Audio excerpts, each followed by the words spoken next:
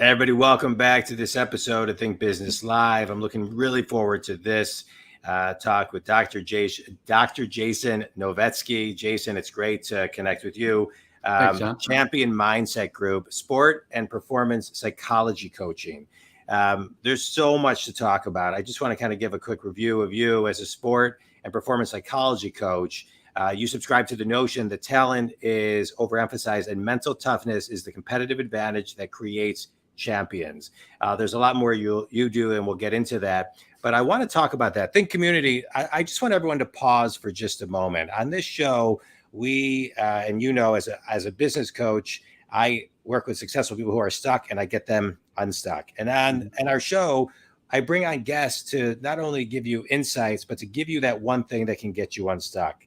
And mindset specifically is something we talk about a lot. And so let's talk about mental toughness and what that means today. We're all coming, Jason, out of this, 2.5-year lockdown pandemic, COVID. It required a lot of mental toughness. I think people's mental toughness is higher than it's probably been. But talk about what mental toughness is and how you maintain it. Well, to me, John, mental toughness is our ability to stay in the present moment despite numerous distractions, what we call in the industry mental traps, things that we tend to over-focus on that are, for the most part, outside of our power or outside of our control or circle of influence, whatever buzzword you want to use. But it's our ability to stay within that moment and focus on what's important. Our attitude, our effort, our preparation, what is the best move in this particular situation that we're in? Yeah. And can we control that move? And if not, what do we need to make that happen? Yeah, let's talk about that. So I love what you just shared. And, this summer I've been golfing a lot and playing a lot of tennis and watching the US Open and Wimbledon. And you see even at Wimbledon, at the US Open, when the crowd is cheering for one, how mentally it affects the opponent. But I want to talk to you about that because when you talk about in the moment, right, and controlling the moment, we all have, in community, you can Google this, but we have about 60 to 80,000 thoughts a day. 80% of them are negative, and 98% repeat themselves every single day. Plus, we have the voice of our mom, our dad, our uncle, our grandma, our grandpa, right? And so talk about how do you actually get back to center, get grounded, and the key word I think that you said for me is control it. Well, it's tough to control a lot of things, but we can control certain things within ourselves. So to me, the key to being present is being prepared for those situations. First and foremost, we need to be proactive. We also have to have kind of in the moment rituals or routines or performance cues that we need to have to keep us present, and also need to have some things on the back end when adversity strikes, because we know things aren't always going to be perfect. Yeah. So I work with my athletes on, first and foremost, understanding what pressure is so they can learn how to recognize it. What are their personal, what we call mental traps, so they can notice those things quicker and learn how to recognize and then replace those ineffective thought patterns with more productive thought patterns. And a lot of that comes with preparation. So we do a lot of what we call pre-mortem work. Instead of post-mortem, we do pre-mortem. What do you expect that's going to be there? What are some potential distractions? What are you going to be facing? Let's talk that through. Let's over-prepare for all those situations, because when they come up, and they will, you are at least going to be more able to recognize those things quicker and bring yourself back to that point or that present moment in your meeting, whatever the case may be. Yeah, I love everything you're talking about. Let's talk about over-preparing. I think there's so many people who just wing it. There's so many people who, that game day is the practice day. And you said something earlier, which I'm a big fan of, which is, creating routines that you can bring out in the moment. I'd like to kind of bridge those two thoughts, if you can kind of expand on in the moment routines and how and just how you over prepare. Well, To me, the preparation obviously begins, again, I work with mostly athletes, so it's all about physical preparation, mental preparation. So obviously the physical preparation is handled by their actual coaches in terms of their physical tools, but we can mentally prepare a lot by using things like imagery, visualization, breath work. We can do things like concentration drills. We have what we call pre-night routines. So the night before an event or a game or a match, we have a checklist of things that we can do. So when we hit the pillow that night, we can sleep more soundly because we know things are taken care of. And I'm talking about simple things like, hey, get your gear ready, double check things, know what time you're leaving, eat right, sleep right, hydrate, stretch, all those kind of things. Go over your game plan, get a good night's sleep. And then when you wake up that next morning, you're going to feel a lot less stressed because you know everything is under control as much as you possibly can, and you can just focus on playing. Now, I will say as a caution, we don't want to prepare to the point where we're getting psyched up too soon. We're trying to peak at the right moment. So we don't want to get overly prepared where we're just like chomping at the bit to go too soon, because then we're going to not be ready when we get there. And then when you talk about the in the moment routines, those are things like performance routines. So like you mentioned tennis. So we would call that a pre-point routine. Hey, what are you going to do before every single point for like a reset to get locked back in? So for example, if you're serving, take a nice deep breath. What's the situation here in this game? What's my target on this serve? Quick visualization of where I want this ball to go. Bounce, bounce, bounce, toss, and serve. Yeah. Same thing if you're receiving. We do this all the time with basketball players at the free throw line, baseball players before every pitch, hockey players before a shift, and on and on and on. So we can be in the present moment because, John, if we're in that moment using those routines, then we're not focused on all those mental traps. Like, what are other people thinking of me? What happened in the past? What's going to happen down the road? We got to learn. We're not going to block things out. We're going to focus on what's important now, which essentially does block those things out. I love it. I want to go back to, getting your stuff ready the night before, this and the other. This is, I as a business coach, I always like to get things to the simple. I always like to keep things to a kindergarten to second grade level. And the things that you mentioned are kindergarten to second grade level, right? But yet one of my favorite books, I don't know if you read it, Jason, is The Art of War by Stephen Pressfield. And and the book talks about why we resist what we need to do most. So you're talking about, 3 minutes of stuff earlier and that kind of like, but why, how do you get your athletes to overcome resistance? Well, first and foremost, we have to help them understand why they're doing what they're doing. They got to have a sense of purpose in what they love about their craft or their sport, where it comes down to the sight, sound, feels. Because if we don't have that connection, there's going to be really tough days and we're going to lose focus on those things. When you talk about resistance, are you referring to adversity moving forward?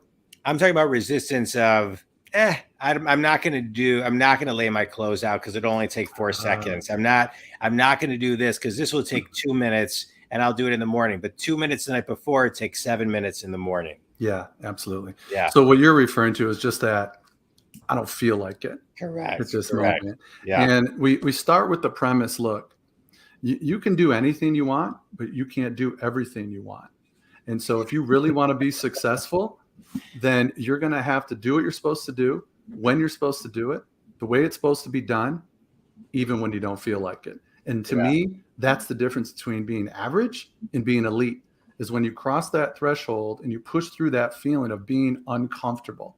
Yeah. And there's an old saying in my field, and I didn't coin it, so I'm not taking credit for it, but you have to learn how to be comfortable being uncomfortable. Yeah, absolutely. Right? Wait, say that line again, because I want everybody to hear it. You can do everything you want. You can do anything you want. You just can't do everything you want. So you're going to have to make some sacrifices, and some of those sacrifices are not feeling good sometimes. Right. It's being disciplined in what requires you to be successful. There's no choices in the path to success. Yeah, there really aren't. There's certain ways you're going to have to do it, whether you like it or not. Yeah, many people have said that. So, to say that there's all these different ways to get there, well, when you really look at the successful people, they take their talent and they multiply it by deliberate, focused effort and practice and discipline. Yeah, and that's how they become skilled in what they're doing. Yeah, I love it. I love it. Let's talk about visualization. You've mentioned that a couple of times. Sure. And I'd like to talk about visualization, and I'd like to talk about meditation. And because in some ways they go hand in hand. And so just can you kind of talk about, the power of visualization, like true visualization, and taking the time to really visualize it, not necessarily visualize it while you're multitasking 15 other things. Yeah. Yeah. Well, this is one of my favorite topics and one of the staples that we work on here in my office with my clients, and we literally practice it together in the office. So quick background, visualization imagery has been around forever. It's not a new thing. Serious athletes, serious people in their craft use visualization for many reasons: to mentally prepare and to build confidence and to fix mistakes in their own mindset. Yeah. So what we now know, there's over 130 published research studies about the importance of visualization and what it does. And we all talk about that mind-body connection. So there's studies, the easiest way to explain it is they took fMRI, brain imaging, of athletes performing a task, for example, making free throws.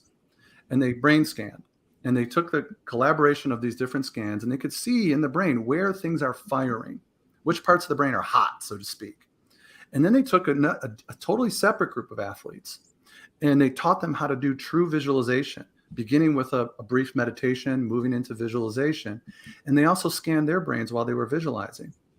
The brains looked almost identical in where the hot spots were. Not exactly, but close. So what that shows us is the brain doesn't really know the difference between what's real and what's imagined. And we know to get really good at something, it requires repetition. So the more repetitions you can get by physically practicing and mentally practicing, you're going above and beyond what somebody else is not doing. So you have a competitive advantage by visualizing more. And the best part about it is you get to control the visualization. You're the writer, director, actor in your own movie. Yeah. That mental movie you're watching, you get to see yourself perform successfully. Now, nobody's promising it's going to turn out exactly how you visualize it, but you're building confidence, you're building repetitions. The research also shows that the neurons are firing all over the body just as if you were physically performing. Yeah. So it's truly amazing, the power of visualization. Now let's I loved everything you just had to share. Talk to the Think community about, what type of, environment you want to be in when you're visualizing. Is it quiet? Is it walking? Is it meditative? Is it meditating? What are your suggestions? Yeah. I mean, if you really want to do a true deep visualization, if you are mentally preparing for an event, something important to you, then clearly you want to be in a quiet environment where you're not going to be interrupted. You do want to go through some breath work, some what we call, scanning of the body mentally to help you slow things down. And what I explain to my athletes is the breath work and the relaxation phase is like stretching before you work out. Yeah. So you're trying to slow everything down, slow the heart rate down, slow the breathing down, be in the complete present moment. And then when you feel ready, turn on that movie in your mind. And real important, John, is you want to see it from your point of view, like you're there. Yeah. You want to try to feel the ball in your hand or see yourself with the crowd in front of you if you're doing a pitch for business. Feel that your feet on the ground, hear the buzz of the air conditioner, see the PowerPoint screen behind you. Everything from your point of view is the best way to visualize. Yeah, I love everything you're talking about. I've been meditating since I was 27. And it's been huge for me. And it's part of my routine is meditating before my day, first thing in the morning, meditating before meetings, getting kind of a vibe for the energy of what is potentially coming my way. Absolutely. So I think there's so much power in what you're talking about. You focus on the importance, and you've talked about a lot of this, growth mindset, self-image, mindfulness, emotional control, relaxation, imagery, motivation, confidence, setting proper goals, routines, as you talked about, developing a mental workout. I want to talk about emotional control. I think one of the things, and I talk about this a lot, Jason, in business is, you want to respond, not react. Adults respond, children react. But yet sometimes the emotional control I've been playing. I was sharing with you, I play a lot of golf. Mm-hmm. I love it. I always want to get better. Yeah. My handicap is in the mid-20s. It doesn't faze me at all. I'm always getting better. I'm focused on the next stroke. Sure. And then but some people get so, can lose the emotional control, with a bad shot or a bad stroke. Same thing with tennis, basketball, any game. How do you control your emotions? I mean, you've talked a little bit earlier about some of the routines and things, but emotional control is so important. Yeah, honestly, you don't ever control them. You manage them. Right. And I think that goes along with, we have to manage our expectations and also try to understand, why are we getting so upset? Yeah. Where's that coming from? Where's that pressure coming from? And typically it's because we're so concerned about what other people think, or we might let somebody down, or we're going to be embarrassed. And at the end of the day, John, emotions in competitive situations make you weak. Yeah. Kobe Bryant used to talk about, you need to think tactically, not emotionally. Yeah. Focus on what's the best next move. We're not loving to win or hating to lose. We're playing to figure things out. Yeah. And so if you're always asking yourself, all right, well, what's the wise question here?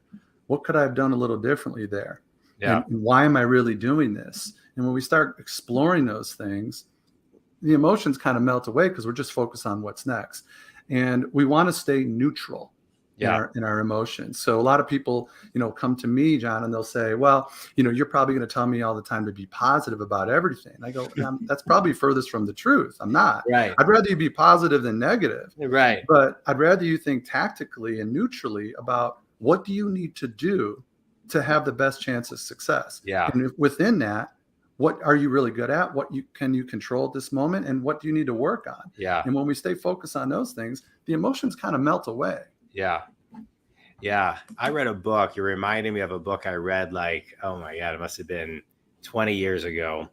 It was called Mastery. I can't think of the guy's name. I want to say it was George something or other. I can't remember. But it talked about living on a plateau, and that sometimes it can be boring, but you prevent the highs and the lows and the roller coaster. And that is mastery. And I love the book, and it's such a, it had such a great impact on me, similarly to the Art of War by Stephen Pressfield, because I love books. I think you mean The War of Art. The War of Art. Yeah. Art of War was Sun Tzu. Correct. The War of Art. The War of Art. Because I love books that can define something, right? Mm-hmm. Define a word.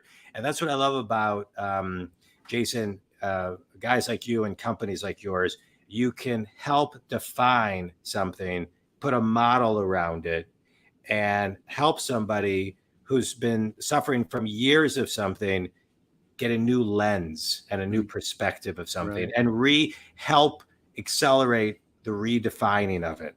And so you work with a lot of teams, and high school teams, junior teams, athletes, major teams, et cetera. Where do you find is, the biggest hiccup with everyone? Like you said earlier, being, uncomfortable from, people seeing you fail, or those were your exact words. But where's something where you see, wow, that right there, when I share this with people, that's like where I get the biggest aha moment of their mental shift? So I keep coming back to that idea of the mental traps. It's one of the hallmarks of the things that we discuss, and it keeps popping up throughout the sessions that I work with teams and athletes, is anxiety is a result of over-focusing on things you can't control.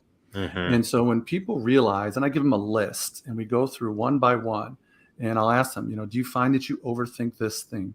Do you overthink this concept, or when this happens in a game? And they realize, wow, look at all the things that I am focused on that are distracting me from doing what I need to do. Yeah. And when you really think about these things on this list, they're completely outside of our power.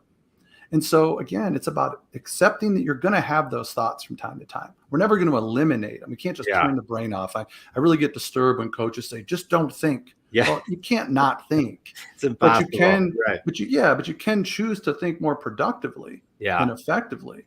And so notice those mental traps by studying them, paying more attention. You know, the buzzword is being more mindful and aware, and it comes from doing meditation and work like that behind the scenes.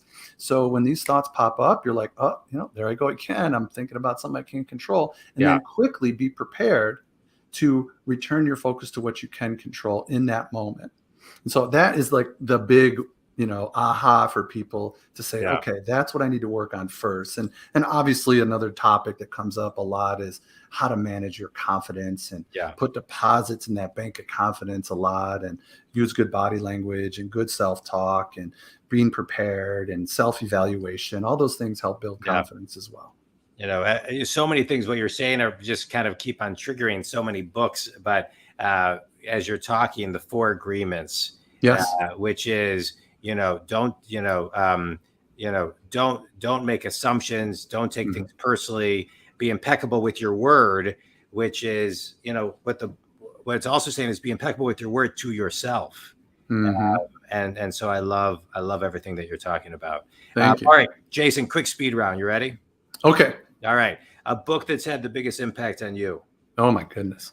Well, one recently is The Confident Mind by Nate Zinsser.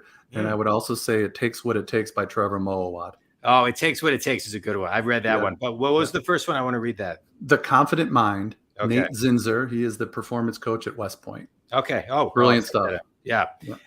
Best piece of wisdom you've ever received. Control what you can control. I love it. I love it. Finish this sentence. The first thing somebody can do to shift their mindset is? Oh, let's see.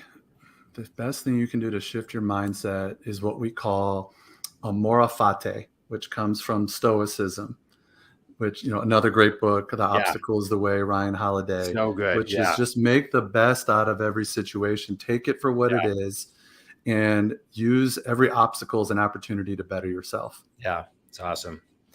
Champmindset.com. Jason, tell everybody where they can connect with you and who your ideal clients are. Yeah, so champmindset.com is the website. You can reach me on there. All my contact info is on there. And what I do essentially, John, is I work with athletes as young as 12 years old, all the way up to professional athletes, teams, coaches. I see about 20 to 25 individual athletes in my office every week. And then when I'm not here, I'm usually out working with teams or walking the golf course with an aspiring golfer, things like that. I work with all different sports, boys and girls, men and women. So if you're interested in having a better mindset and performing better and the things you love to do, then I'd be more than willing to work with you. I love it. I love it. Jason, I can't thank you enough. This was great. This was like kind of a mini, not even a mini, I'm going to say a master's class. Oh boy. Mindset. Think Community. We talk a lot about mindset. And when the pandemic hit, many of you watched my mindset series that I had with Randy Denhaw every Wednesday that we did for about a year. And mindset is so critical. And there's so many things that I think will get people unstuck of everything you talked about. But one thing that I just want to extract that resonated deeply with me is know your mental traps.